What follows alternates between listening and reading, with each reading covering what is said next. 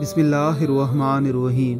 हज़रत अब्दुल्ला बिन उमर रज़ी अल्लाह ताला अन्हुमा बयान करते हैं कि रसूलुल्लाह सल्लल्लाहु अलैहि वसल्लम ने फरमाया, रोज़ा और कुरान बंदे के लिए क़यामत के दिन शफ़ाअत करेंगे।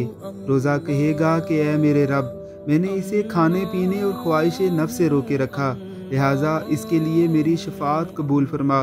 और कुरान कहेगा कि ऐ मेरे रब, मैंने इसे रात के वक्त नींद से रोके रखा और ये क़यामुल लैल में मुझे पढ़ता या सुनता रहा, लिहाजा इसके हक़ में मेरी शफ़ाअत कबूल फरमा।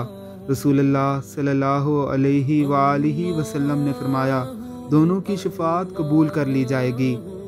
कैसे ही खुशकिस्मत लोग हैं वो जो रोज़े और कुरान से अपना तल्लक बनाए हुए हैं, रोज़ों से अपने रब को खुश करते हैं। रमज़ानुल मुबारक के रोज़े रख के अल्लाह रब्बुल इज़्ज़त के खुसूसी इनाम के मुस्तहिक ठहरते हैं।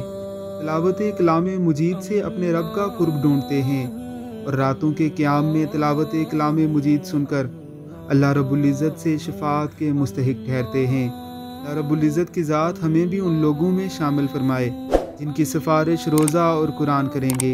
आमीन सुम आमीन।